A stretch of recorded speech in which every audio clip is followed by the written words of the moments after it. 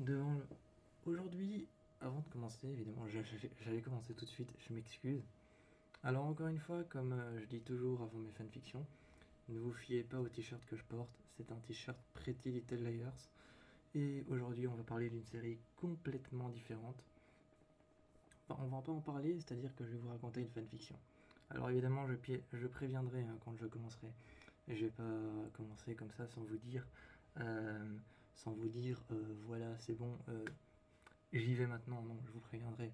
Je vais d'abord vous expliquer ma fanfiction, ce dont elle parle, dans quelle saison on se trouve, et les personnages que j'utilise. Certains personnages seront évidemment inventés, les caractères seront parfois changés, ou alors certains personnages qui sont ennemis seront amis, parce que c'est une fanfiction. Donc ceux qui sont amenés à aimer la série, ou ceux qui sont amenés à connaître les caractères tels quels, s'il y a des caractères qui se détestent dans la série ou qui ne se côtoient pas réellement ou tout le temps, c'est forcément normal qu'ils se côtoient parce que c'est une fanfiction. Euh, on est sur la saison 4, donc Dolores n'est pas là, malheureusement. On est sur la saison 4 et sur la saison 3. Donc Dolores n'est pas là. On est vraiment sur le reset. On est sur le reset du nouveau monde. Où ce n'est plus Dolores, mais c'est Christina. Christina, celle qui écrit l'histoire.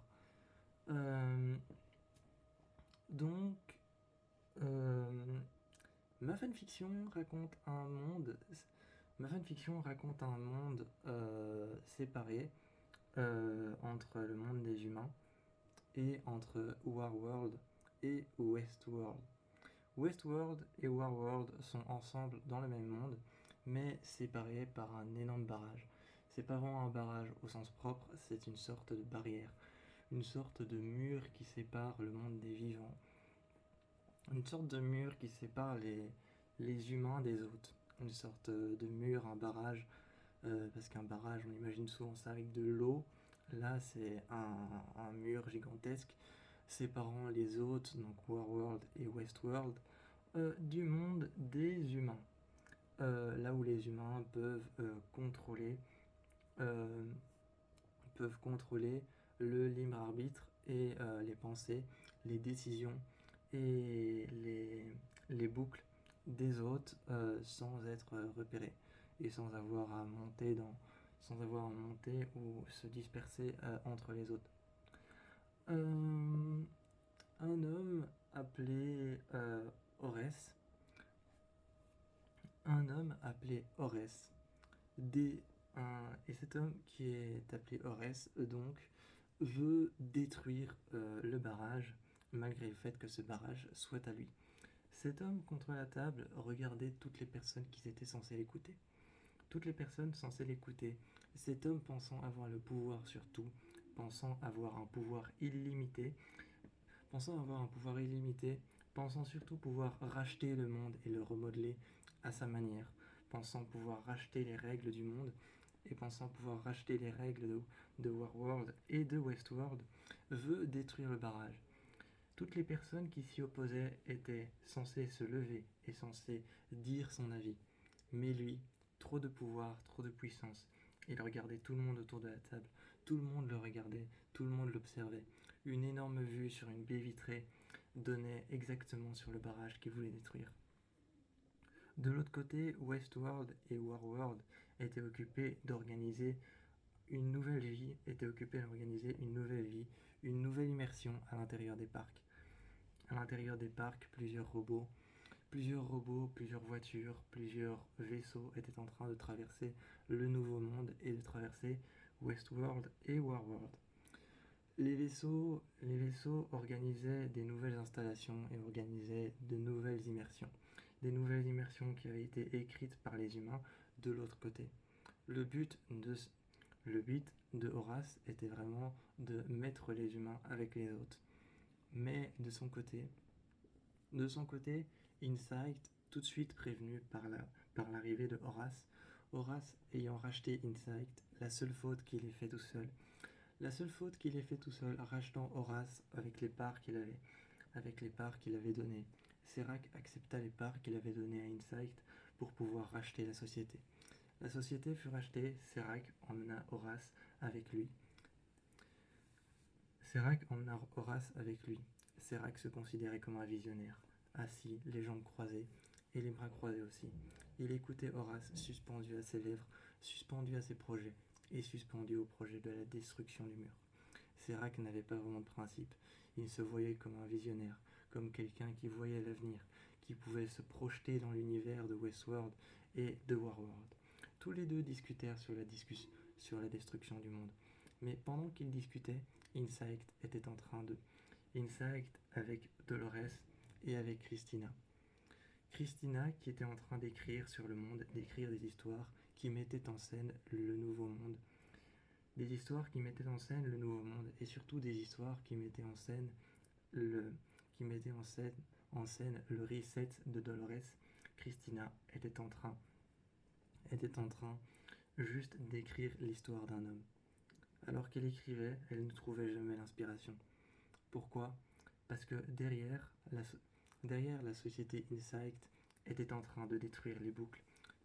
Elle ne les détruisait pas au sens propre, comme les faire disparaître le code, mais les supprimait les unes après les autres. L'ADN se supprimait lentement, comme un code, un fichier, qui disparaissait. Chaque nombre, chaque numéro, chaque énumération et chaque ADN, chaque boucle se supprimait lentement, comme un code qui réfléchissait tout seul. Insight était en train de supprimer toutes les boucles. Pourquoi ? La société avait dessiné ça. Serac était en train de voir sur son ordinateur juste derrière que sa société était en train de supprimer toutes les boucles, que Roboam était en train de s'éteindre et n'était en train de calculer plus aucune boucle. Tout le monde était hors de sa boucle. Les voitures roulaient dans tous les sens. Les vaisseaux étaient en train de planer, mais de rester sur place. Présent un énorme vaisseau vide, les portes qui s'ouvraient et qui se fermaient, qui se tapaient les unes contre les autres, qui cognaient, la pression des fenêtres qui se fermaient, personne à l'intérieur, des hommes et des femmes morts, des corps retrouvés atteints d'une balle dans la tête, des armes abandonnées à l'intérieur des vaisseaux, les vaisseaux qui se présentaient juste devant Insight et juste devant la tour qui faisait ce bruit permanent qu'on entendait tout le temps. Le monde était en train de partir dans une sorte de boucle infernale qui finissait par tout détruire. Pendant que Serac était en train, lui, de collaborer avec Horace, la destruction du mur était en train de se faire petit à petit, mais toujours virtuellement, le mur était toujours en place. Les humains ne savaient pas encore rentrer à l'intérieur, ne savaient pas encore rentrer dans l'intérieur de Westworld, ni l'intérieur de Warworld. Christina eut une idée. Un soir, Christina eut une idée. Elle vit le monde complètement abandonné. Elle vit le monde de Westworld complètement abandonné. Le monde de Warworld, la porte, le nouveau monde. La porte, le nouveau monde, le labyrinthe et le choix avaient été abandonnés, avaient été complètement laissés. Des hommes, des femmes, une balle dans la tête et un homme sur le toit sur le point de se suicider. Le coup du fusil lui donna tout de suite l'idée de réécrire l'histoire telle qu'elle l'était avant, de remonter dans le passé, de réécrire l'histoire. Elle s'installa à son PC, réécrit alors Dolores, réécrit son passé, réécrit ce qu'elle a vécu, réécrit sa boucle, envoya alors le fichier à Insight. Le fichier fut envoyé à Insight. Insight récupéra le fichier. Charlotte réenvoya un message.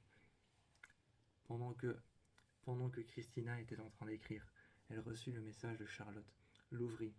Insight et Charlotte, qui s'étaient retrouvées toutes les deux ensemble dans les bureaux de Insight, avec ce vaisseau qui était toujours en train de planer devant la tour, pour on ne savait pas quelle raison. Le son était permanent.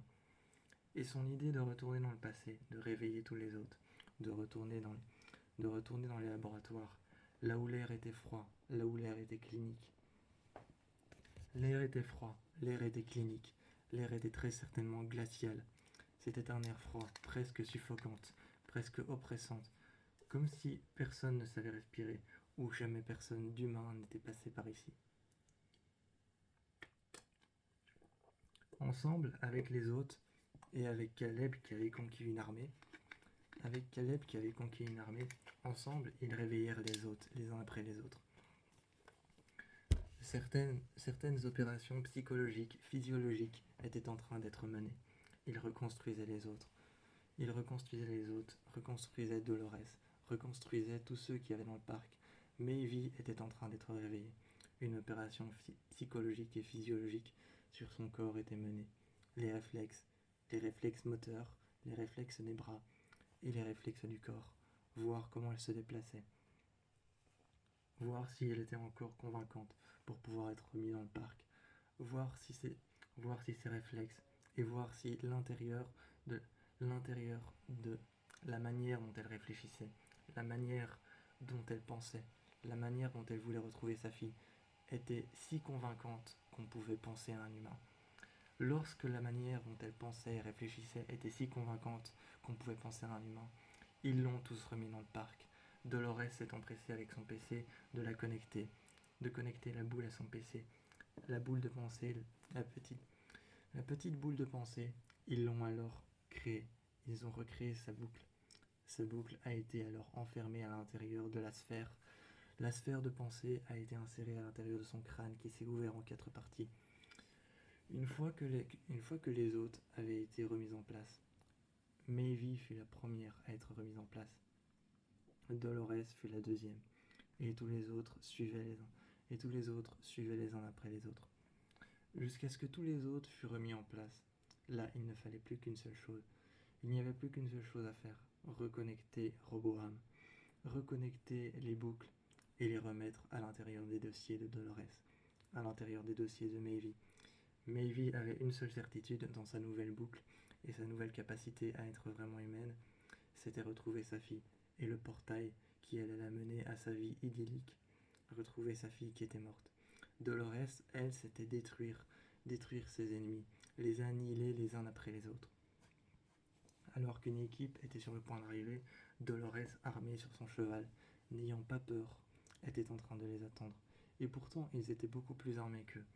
Les prostituées à l'intérieur du bar, Amandine et Maevie, étaient toutes les deux mortes, mais réveillées à l'intérieur d'une salle froide et noire. Elles attendaient afin d'être réveillées, et se réveillèrent une deuxième fois à l'intérieur du parc, comme une boucle temporelle qui se répétait encore et encore. Le parc n'avait pas été détruit, mais les autres réveillaient pour pouvoir combattre contre cet homme, Horace, qui était persuadé que c'était la meilleure idée de détruire le mur entre le monde de Warworld et Westworld pour y faire pénétrer les humains. Mais les autres étaient décidés à se battre, à montrer qu'ils avaient plus d'humanité qu'ils ne le pensaient. Les autres étaient sur le point de se battre, d'utiliser les vaisseaux, d'utiliser les voitures, d'utiliser leur boucle temporelle et ce dont ils se souvenaient, d'utiliser Roboham et Insight pour faire sortir tout le monde de sa boucle, pour utiliser des alliances qui n'étaient pas communes, comme par exemple Charlotte qui se mettait en alliance avec Christina qui se mettait en alliance avec elle, Christina qui se mettait en alliance avec Insight, la tour qui se mettait en alliance avec des élites et avec des laboratoires qui créaient les humains. Cet homme allait être annihilé.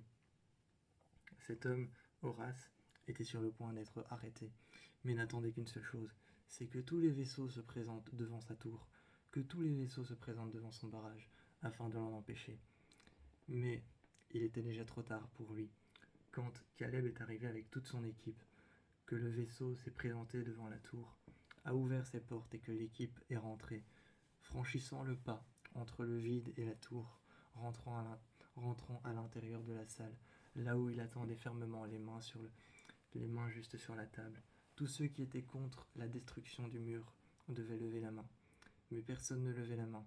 Ils étaient tous accrochés, enchaînés, attachés. Serac était avec eux, tournait lentement autour de la table, assuré, et était en train de leur expliquer, d'essayer de les convaincre pourquoi c'était une bonne idée de détruire le mur. Quand quelqu'un a essayé de lui tirer dessus, il disparut en hologramme. Et apparut de l'autre côté de la pièce. Là, tout de suite, le flingue posé sur la tempe, Dolores posa sa main sur son épaule quand il était réapparu et avait évité la balle de l'un des employés qui avait sorti son fusil, sans hésiter, et avait tiré sur la fenêtre. Le vaisseau avait été touché, mais sans plus. Il était resté là. Dolores lui avait dit de bouger lentement. Elle restait comme ça, la main sur son épaule, en lui disant « Maintenant, avance, avance ». Chaque fois qu'il refusait de faire quelque chose, Dolores lui disait « Fais-le ». En appuyant son fusil, elle lui disait « Fais-le » et accentuait le ton de sa voix. Parfois serrait même plus de l'autre côté sur son épaule. Et il lui donnait cette clé USB à Horace, et Horace récupéra la clé USB en disant qu'il n'en était pas question. Mais Dolores chargea un deuxième fusil et n'hésita pas une seule seconde avec son bras qui était brûlé, la peau qui était brûlée et déchirée. L'on voyait un peu l'intérieur mécanique de son bras. Elle tira sur Horace, sans hésiter. Elle la regarda en tenant en otage Serac qui était près de lui. À cet instant-là, elle le regardait dans les yeux. Elle avait le flingue qu'elle retirait lentement. Avait assis sur une chaise, Serac avait récupéré les deux fusils, en avait rangé un, avait récupéré le deuxième. Elle passa le fusil juste au-dessus de son épaule, le récupéra et le tenait comme ça. Elle regardait l'homme en lui disant de ne plus bouger. Il tournait autour de la table et elle aussi le regardait. Elle baissa son arme et finalement, pour montrer qu'elle était convaincante, récupéra son arme, tira juste au bord de ses pieds devant lui. L'homme pensait que c'était raté et que c'était un tir qui était complètement impulsif et qui était un tir visé et concentré, mais ce n'était rien de plus que de la provocation. À ce moment-là, elle s'était pencha un petit peu le fusil sur le côté, et elle tira, sourire au coin des lèvres. Caleb, avec toute la légion d'autres qu'il avait derrière lui, était apparu. Les autres n'étaient pas complètement réparés. La moitié de leur corps n'était qu'un squelette mécanique. L'homme était sur le point d'appuyer pour détruire le mur. Mais lorsqu'il reçut la balle que Caleb avait tirée, en se penchant légèrement sur le côté, appuyé sur sa jambe, il tira sur l'homme. L'homme s'était effacé en hologramme par terre. Il était d'abord tombé tel une carcasse qui s'était étalée au sol. Ensuite, avant que Dolores puisse récupérer tout le mécanisme de sa pensée, sa sphère de pensée, avant de pouvoir ouvrir son crâne en pressant sur son visage, il avait disparu en hologramme. Son visage réapparut sur les commandes et sur les écrans. Toutes ses pensées étaient écrites en code. Mais petit à petit, son plan avait commencé. Les codes s'effaçaient. Ils se retiraient, lentement les uns après les autres, comme une mise à jour qui s'effaçait plutôt que de s'enregistrer. Il était temps d'essayer de récupérer le peu d'infos qu'il fallait. Une fois que c'était fait et mis dans la clé USB, une fois qu'elle s'était allumée, Dolores et Caleb, avec la légion d'hôtes, étaient repartis. Ils avaient réussi à empêcher, mais n'avaient que colmaté un léger trou à l'intérieur d'un endroit qui était très sensible